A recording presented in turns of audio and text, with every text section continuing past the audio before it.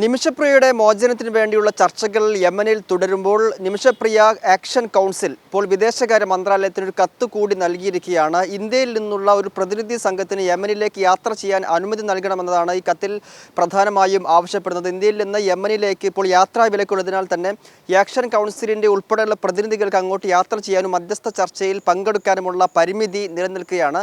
വിദേശകാര്യ മന്ത്രാലയത്തിന് അയച്ച കത്തിൽ പ്രധാനമായും ആവശ്യപ്പെടുന്നത് ഈ ആക്ഷൻ കൗൺസിലിൻ്റെ 3 പ്രതിനിധികൾ, ഒപ്പം തന്നെ ഈ വിഷയത്തിൽ കാര്യമായി ഇടപെട്ട മർക്കസിൽ നിന്നുള്ള 2 പ്രതിനിധികൾ, ഒപ്പം കേന്ദ്രത്തിൻ്റെ 2 നയതന്ത്ര പ്രതിനിധികളെ കൂടി യമനിലേക്ക് അയക്കണം. ഇതിനു വേണ്ടിയുള്ള യാത്രാനുമതി നൽകണമെന്നാണ് ആക്ഷൻ കൗൺസിൽ വിദേശകാര്യ മന്ത്രാലയത്തിന് നൽകിയ കത്തിൽ ആവശ്യപ്പെടുന്നത്. നമുക്കറിയാവുന്ന പോലെ തന്നെ കാന്തപുരത്തിൻ്റെ ഇടപെടലിൻ്റെ കൂടി ഫലമായിക്കൊണ്ട് ഈ ജൂലൈ 16-ാം തീയതി നടക്കേണ്ടിയിരുന്നു വധശിക്ഷ, അത് നീട്ടിവെക്കാൻ കഴിഞ്ഞിരുന്നു.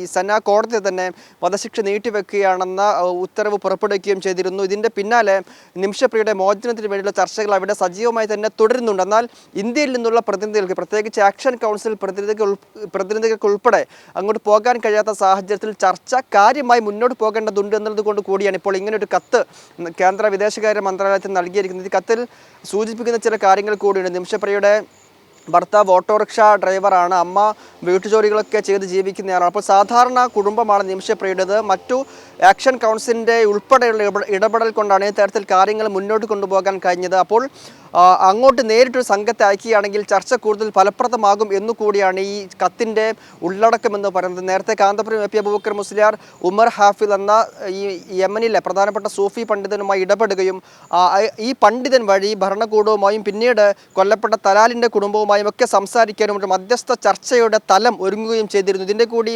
അടിസ്ഥാനത്തിലാണ് പിന്നീട് വധശിക്ഷ നീട്ടിവെക്കുന്ന ഒരു സാഹചര്യത്തിലേക്ക് എത്തിയത്. അപ്പോൾ ഇനിയിപ്പോൾ ഈ ദയാധനം എത്ര നൽകേണ്ടി വന്നാലും അത് നൽകാൻ തയ്യാറാണെന്നുള്ള കാര്യം ഉൾപ്പെടെ ആക്ഷൻ കൗൺസിൽ ഈ കത്തിൽ സൂചിപ്പിക്കുന്നുണ്ട്. അങ്ങനെ ദിയാധനത്തിലേക്കൊക്കെ കാര്യങ്ങൾ എത്തണമെങ്കിൽ ആദ്യം വധശിക്ഷ നടപ്പാക്കണമെന്നുള്ള ഈ ഒരു നിലപാടിൽ നിന്ന് കുടുംബം പിന്നോട്ട് പോകേണ്ടതുണ്ട്.